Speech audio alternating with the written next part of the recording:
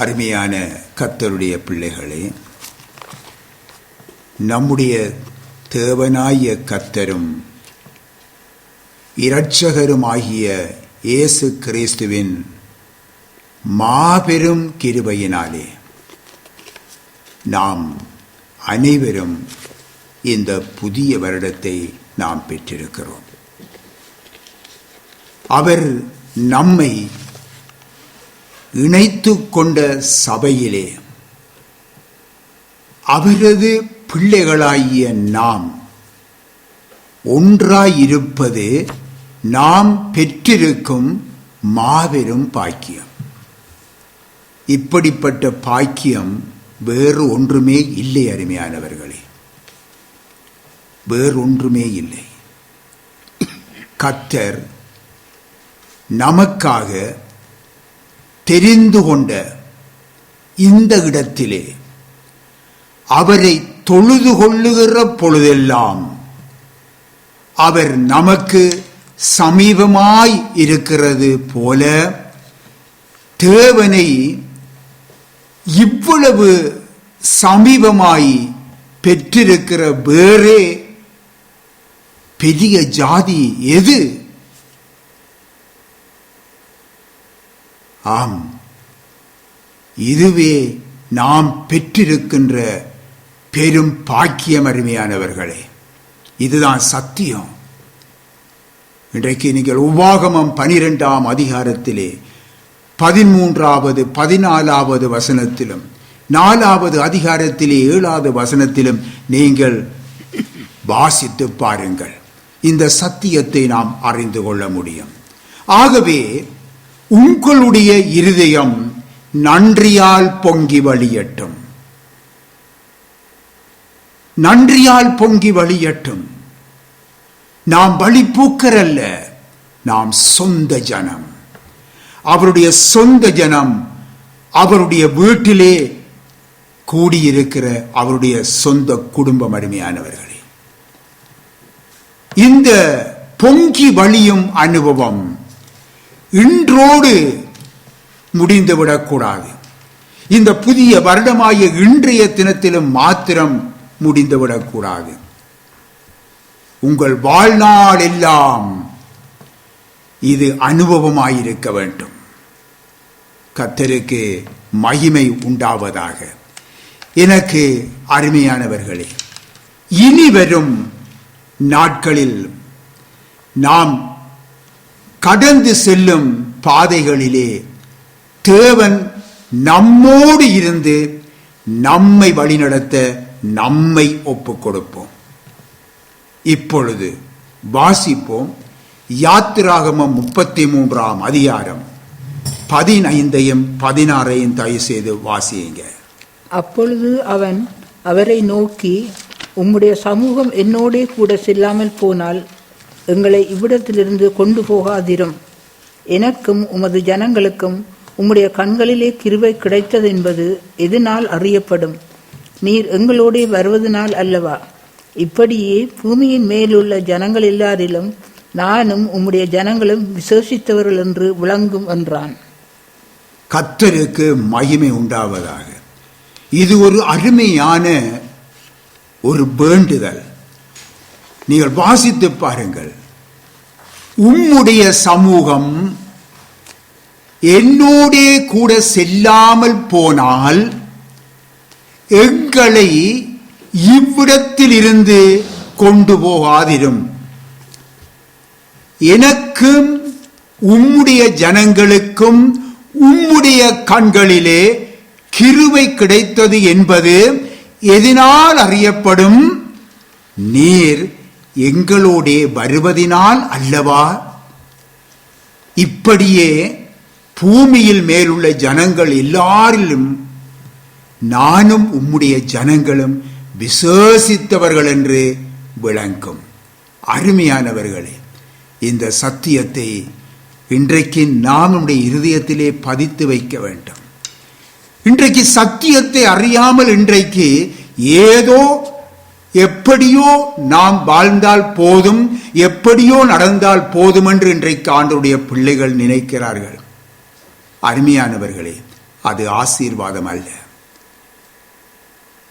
இப்பொழுது இந்த விண்ணப்பம் இருக்கிறதல்லவா, இதுவே எப்பொழுதும் உங்கள் ஒவ்வொருவரின் விண்ணப்பமாயிருக்கட்டும். இந்த புதிய வருடத்திலே இது தொடங்கட்டும் அருமையானவர்களே. அப்பொழுது ஆண்டவர் சொல்லுகிறார் என்ன தெரியுமா? நான் உன்னை விட்டு விலகுவதும் இல்லை, உன்னை கைவிடுவதும் இல்லை என்ற கர்த்தரின் சத்தத்தை நம்முடைய காதுகள் கேட்கும். ஏதோ இந்த வாக்குத்தத்தத்தை மாத்திரம் வைத்துக்கொண்டு நாம் இந்த வாக்குத்தத்தம் எங்களுக்கு ஆசீர்வாதமாய் இருக்கிறது நினைத்து விடக்கூடாது. அந்த நிபந்தனை நிறைவேற்றப்பட வேண்டும். அப்பொழுதுதான் ஆண்டவர் சொல்லுகிறார், நான் உன்னை விட்டு விலகுவதும் இல்லை, உன்னை கைவிடுவதும் இல்லை. ஆமென். கர்த்தருக்கு மகிமை உண்டாவதாக. பிரியமான தேவ பிள்ளைகளே, ஏனோக்கை பாருங்க, நோவாவை பாருங்க. இந்த பரிசுத்தவான்களோடு தேவன் கூடவே இருந்தார். யோசேப்பு என்ற வாலிபனோடு கூடவே இருந்தார். எலியா, எலிசா, இஸ்ரவேலின் தேவனாய கர்த்தருக்கு முன்பாக நிற்கிறவர்கள் என்று தைரியமாக அவர்கள் சொன்னார்கள். அருமையானவர்களே, தங்களை குறித்து திட்டமாக சாட்சியிட்டார்கள்.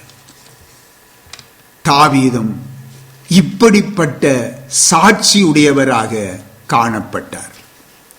ஆனாலும் இவர்கள் எல்லாரை பார்க்கிலும் இந்த புதிய ஏற்பாட்டு பரிசுத்தவான்களாகிய நமக்கு மேன்மையான ஒரு அனுபவத்தை தேவன் தந்திருக்கிறார் என்பதை நீங்கள் அறிவீர்களா? சிந்தித்து பாருங்க. நாமே தேவன் தங்கும் ஆலயமாயிருக்கிறோம். நாமே தேவன் தங்கும் ஆலயமாயிருக்கிறோம், இந்த புதிய ஏற்பாட்டின் பிள்ளைகளாகிய நாம் என்பதே இதுதான் அருமையானவர்களே நம்முடைய மேன்மையான அனுபவம். கர்த்தருக்கு மகிமை உண்டாவதாக. தேவனுடைய பிள்ளைகளே, இஸ்ரவேல் மக்களுக்கு முன்பாக இந்த தேவனுடைய சமூகம் செல்லும் பொழுது இளைப்பாறுதலும் யுத்தத்திலே ஜெயமும் இன்னுமாக கோணலானவைகள் செவ்வைப்படுதலும் தடைகள் எல்லாம் நீங்குதலும் கூடுமானால், அருமையானவர்களே, புதிய ஏற்பாட்டின் தேவ ஜனமாகிய நாம் அவர் தங்கும் வாசஸ்தலமாக மாற்றப்பட்டிருப்பதால் நாம் அதை காத்து கொள்ளுவோமாயின், அந்த வாசஸ்தலத்தை நாம் காத்து கொள்ளுவோமாயின், கர்த்தருக்கு ஏற்ற வகையில் காத்து கொள்ளுவோமாயின், ராஜாதி ராஜாவாகிய அவருடைய ஜெயகம்பீரம் நம்மை ஆட்கொண்டிருப்பது எவ்வளவு பாக்கியம் என்பதை உணர்ந்து கொள்ளுங்க, உணர்ந்து கொள்ளுங்க. எனக்கு அருமையான கர்த்தருடைய பிள்ளைகளே, அவருடைய வாசஸ்தலமாகிய நம்மிலே என்ன நடைபெற வேண்டும்? தேவ சித்தம் செய்யப்பட வேண்டும். தேவ சித்தம் செய்யப்பட வேண்டும். நம்முடைய சித்தம் அல்ல, நம்முடைய விருப்பம் அல்ல, தேவ சித்தம் செய்யப்பட வேண்டும். எப்பொழுது நம்முடைய சித்தம், நம்முடைய விருப்பம், நம்முடைய சுயம் என்று சொல்லி நிறைந்திராமல் அவைகள் இருந்து விடுதலையாகி வெறுமையாய் தேவனுடைய சமூகத்திலே நிற்கிறோமோ, அன்றுதான் தேவ சித்தம் நம்மிலே செயல்படுமே தவிர மற்றபடி தேவ சித்தம் நம்மிலே நிறைவேறாது. தேவன் பேசவும் மாட்டார். அதை புரிந்து கொள்ள வேண்டும். இதான் சத்தியம்.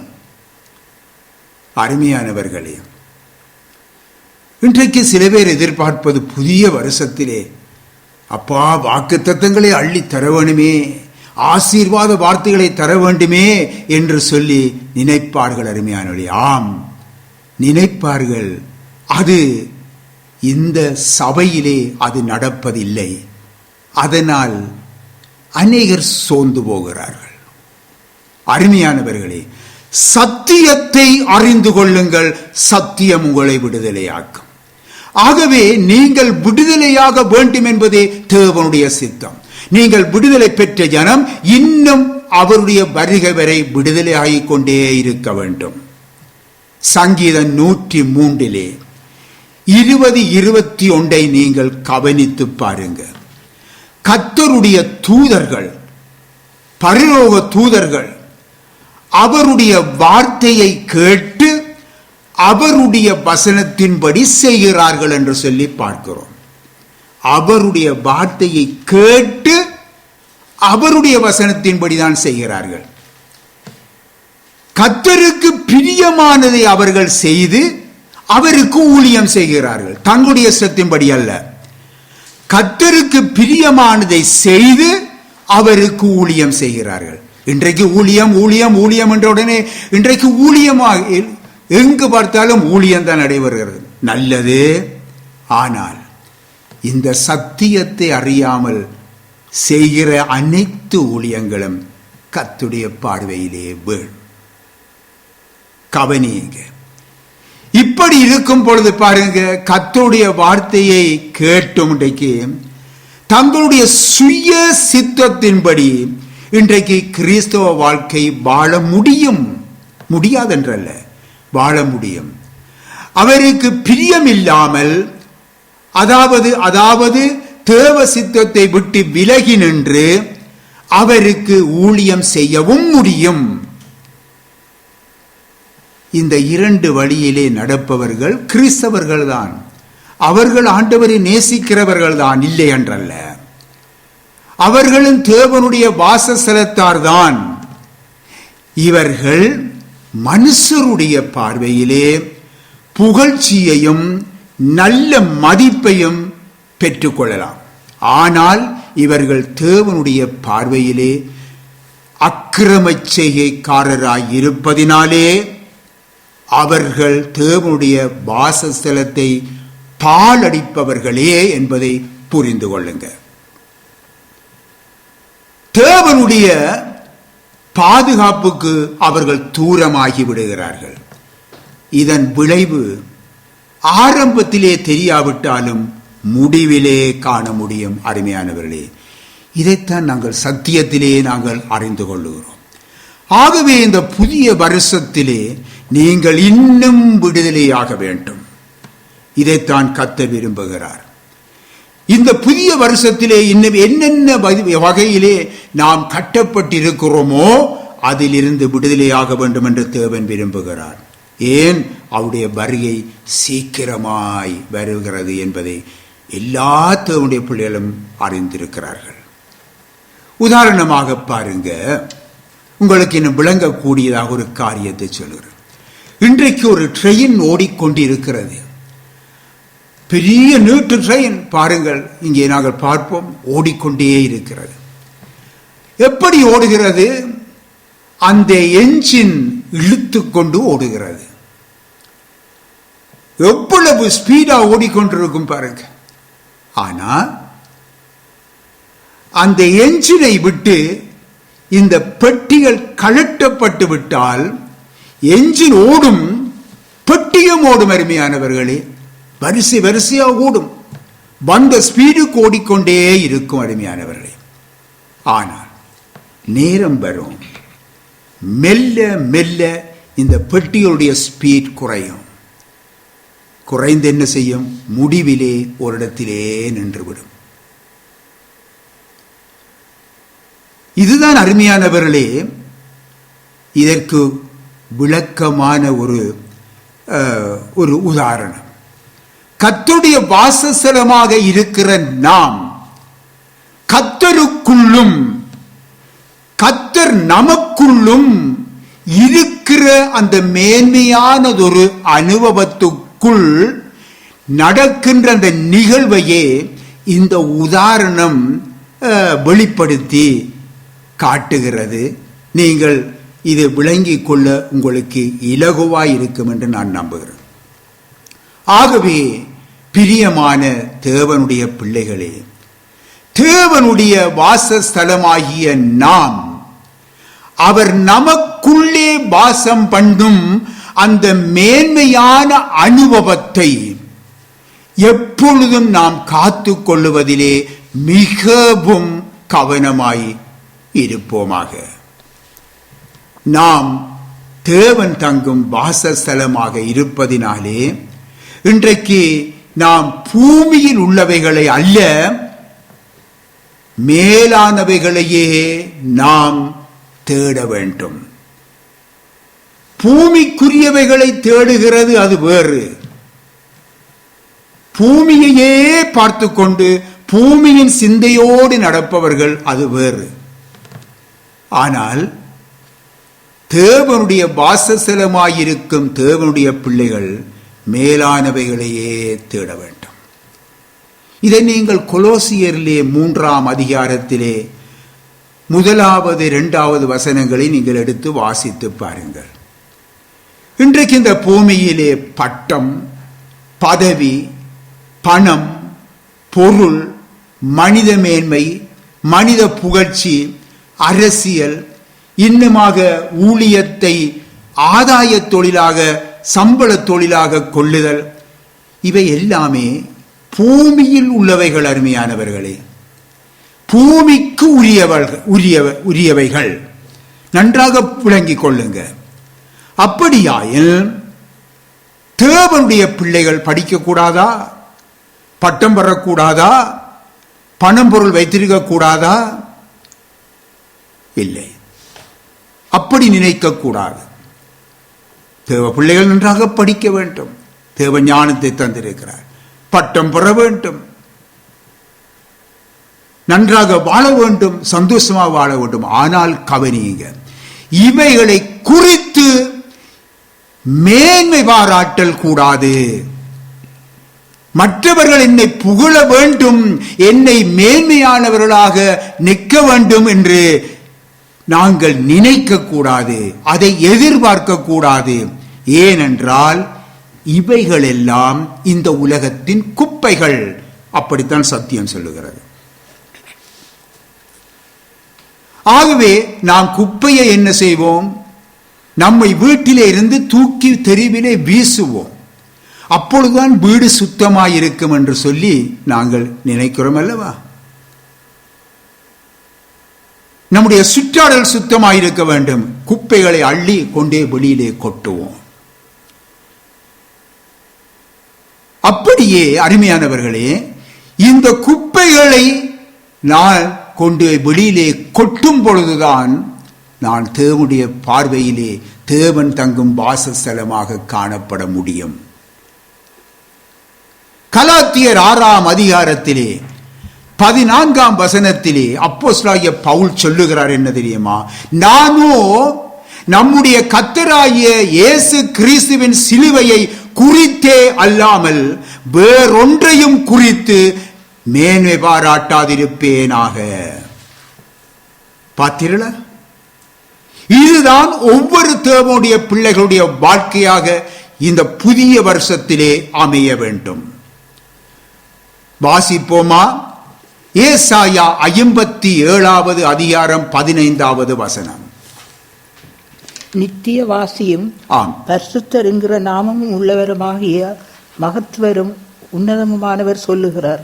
உன்னதத்திலும் பரிசுத்த ஸ்தலத்திலும் வாசம் பண்ணுகிற நான் பணிந்தவர்களின் ஆவியை உயிர்ப்பிக்கிறதற்கும் நொறுங்கினவர்களின் இதயத்தை உயிர்ப்பிக்கிறதற்கும் நொறுங்குண்டு பணிந்த ஆவி உள்ளவர்களிடத்திலும் வாசம் பண்ணுகிறேன். கர்த்தருக்கு மகிமை உண்டாவதாக. எங்கே வாசம் பண்ணுகிறார்? அருமையானவர்களே, நாம் கர்த்தருடைய வாசஸ்தலம் என்றால் தேவன் அங்கே வாசம் பண்ண வேண்டும். பின் அப்படியாயில் இந்த உலகத்தின் குப்பைகள் நம்மிலே இருக்கும் வரைக்கும் அவர் அந்த இடத்திலே வாசம் பண்ண மாட்டார். ஆகவே தேவனாய கர்த்தர் நொறுங்குண்டு பணிந்த ஆவி உள்ளவர்களிடத்திலே வாசம் பண்ணுகிறார். அதுதான் வேதம் சொல்லுகிறது. பெருமை உள்ளவர்களுக்கு தேவன் எதிர்த்து நிற்கிறார். தேவனுடைய பிள்ளைகளே, இந்த ஆவி உங்களிடத்திலே உண்டா? நொறுங்குண்ட இருதயம், தாழ்ந்த இருதயம் கொண்டதாக தேவனுடைய வாசஸ்தலம் காணப்பட வேண்டுமல்லவா?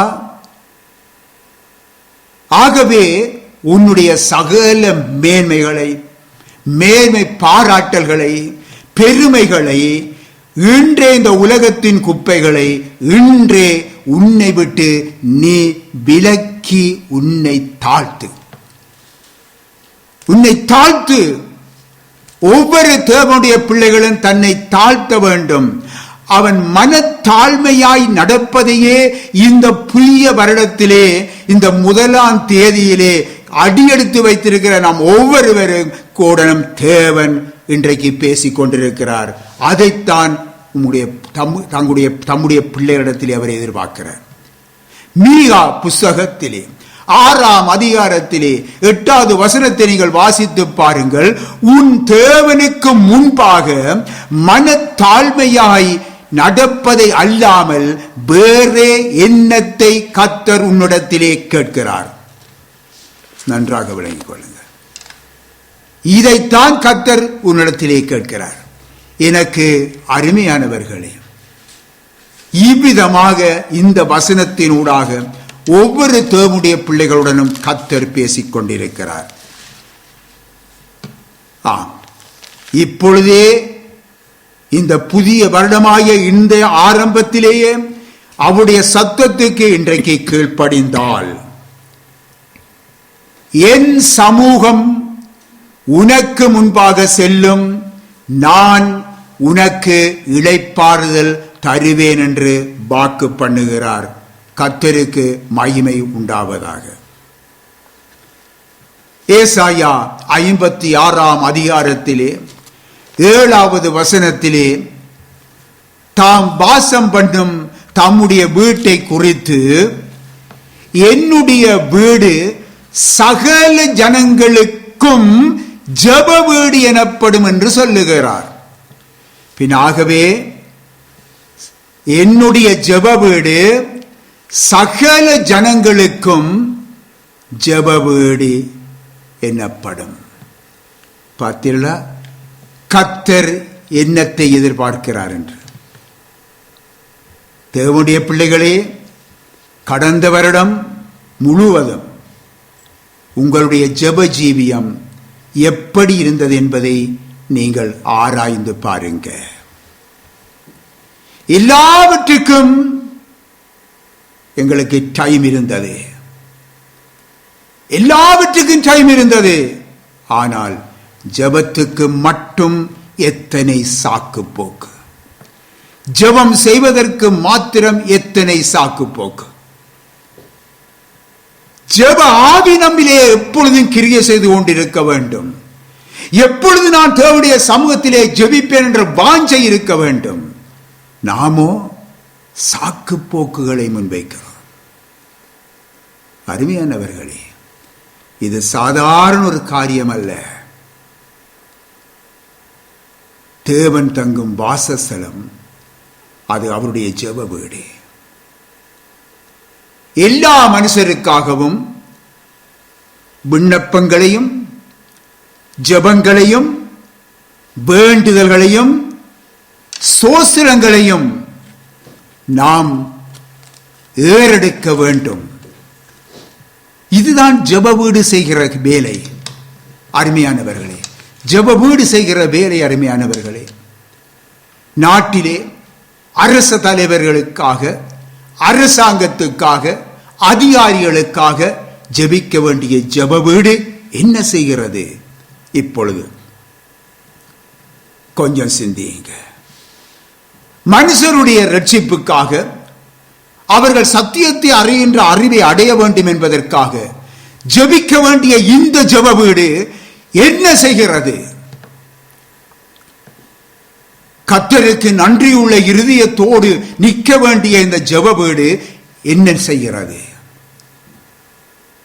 அவ்வப்போது சபையாலே உங்களுக்கு அவசியமாக தரப்படுகிற ஜெப விண்ணப்பங்கள், கடந்த வருஷங்கள் முழுவதும் அருமையானவளே தரப்பட்ட ஜெப விண்ணப்பங்கள், இவைகளை ஏற்று ஏறெடுக்க வேண்டிய இந்த ஜெப வீடு என்ன செய்தது?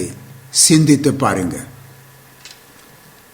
அருமையானவர்களே, நீங்கள் ஒவ்வொருவரும், இன்றைக்கு நாம் ஒவ்வொருவரும் தேவன் வாசம் பண்ணும் ஜெப வீடாய் இருக்கிறோம். இதை நாம் அசட்டை பண்ணி எவ்வளவாய் தேவ பிரசன்னத்தை நாம் விட்டு விலகி இருக்கிறோம் என்பதை இந்த புதிய வருஷத்திலே கர்த்தர் உங்களுக்கு உணர்த்துகிறார். உணரும்படி பேசிக்கொண்டிருக்கிறார். அவருடைய சமூகம் என்னோடு கூட வராமல் போனால் இன்றைக்கு இந்த ஆண்டை நான் கடந்து செல்ல இயலாது ஆண்டவரே, இளைப்பாறுதல் பெற முடியாது ஆண்டவரே, யுத்தங்களுக்கு முகம் கொடுக்க வேண்டி வரும் ஆண்டவரே, இன்னுமாக தடைகளை நான் கடக்க முடியாது ஆண்டவரே, சுமைகளை சுமக்க வேண்டி வரும், காரிருள் என்னை சூழ்ந்து கொள்ளும் என்று சொல்லி அன்று மோசே தேவ சமூகத்தில் மேன்மையை உணர்ந்தவராய் காணப்பட்டதை நாங்கள் பார்க்கிறோம் அல்லவா? இந்த சுபாவம் புதிய ஏற்பாட்டாகிய வாசஸ்தலம், தேவனுடைய வாசஸ்தலமாயிருக்கிற நம்மிலே இருக்கிறதா? உணர்ந்து கொள்ளுங்க. மோசே என்று அதன் அவசியத்தை உணர்ந்தார். உம்முடைய சமூகம் எனக்கு முன்பாக செல்லாதிருந்தால் எங்களை கொண்டு போக வேண்டாம் ஆண்டவரே. நாம் என்ன செய்கிறோம்? நாம் என்ன செய்கிறோம்? கடந்த வருடம் முழுவதும் என்ன செய்தோம்? தேவனுடைய பிள்ளைகளே, இந்த புதிய ஆண்டின் முதல் நாளிலே கால் வைத்திருக்கிற ஒவ்வொருவரும் ஆண்டவரே, இந்த புதிய ஆண்டிலும் இனி வரும் நாட்களிலும் நீர் என்னுடனே கூட இருக்க வேண்டும். உம்முடைய சமூகம் என்னோடு கூட வராமல் போனால் இந்த ஆண்டை நான் கடந்து செல்ல இயலாது என்று சொல்லி இன்றைக்கு கதறி அழுவீர்களா? அருமையானவர்களே, கொஞ்சம் சிந்தியுங்க. இன்றைக்கு சுருக்கமாக சொல்லுறேன், சிந்தித்து பாருங்க ஆழமாக. வாழ்வை, நம்முடைய வாழ்க்கையை இரவு முழுவதும், வாழ்க்கையிலே இரவு முழுவதும் வலை போட்டு வீணடிப்பதற்காக அல்ல, கர்த்தரின் சித்தப்படி வலையை வீசி மீன் பிடித்து சந்தோஷமாக இருக்கவே நம்மை அர்ப்பணிக்க கர்த்தர் எதிர்பார்க்கிறார். விளங்கிக் கொள்ள வேண்டும்.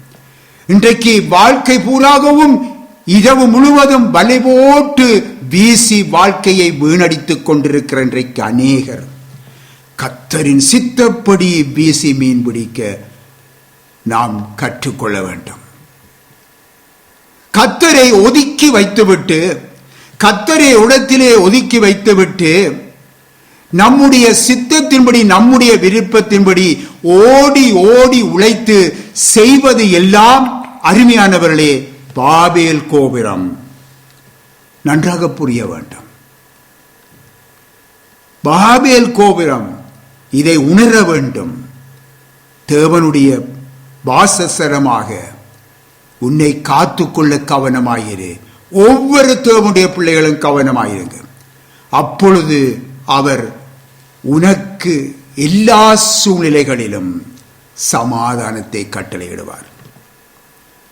அவருடைய மகிமை தங்கி வாசஸ்தலமாக நீ உன்னை காத்து கொண்டால், அவருடைய மகிமை தங்கி இருக்கிற ஒரு வாசஸ்தலமாக உன்னை காத்து கொண்டால், உன்னுடைய வாழ்க்கையிலே மகிழ்ச்சி, சந்தோஷம், அமைதல், ஆறுதல், ஜெயம் எல்லாமே உண்டாகும். இதுதான் அருமையானவர்களே, இந்த புதிய ஆண்டிலே கர்த்தர் தம்முடைய பிள்ளைகளுக்கு தருகின்ற இன்றைக்கு ஆலோசனை இதுதான். அவர் தன்னுடைய கரத்தில் இருந்து இந்த ஆசீர்வாதங்களை, மகிழ்ச்சி, சந்தோஷம், அமைதல், ஆறுதல், ஜெயம் இவைகளை பெற்றுக்கொள்ள வேண்டும் என்று அவர் விரும்புகிறார். அவர் வைத்துக்கொண்டே இருக்கிறார். உங்களிடத்திலே எதிர்பார்த்து காத்து கொண்டிருக்கிறார். ஆகவே நீங்கள் அவருடைய வாசஸ்தலமாக, அவர் தங்கும் வாசஸ்தலமாக உங்களை எப்பொழுதும் காத்து கொள்ளுவதில் கவனமாயிருங்கள். ஆமேன். புதுவருட வாழ்த்துக்களை உங்கள் அனைவருக்கும் தெரிவித்துக் கொள்கிறேன்.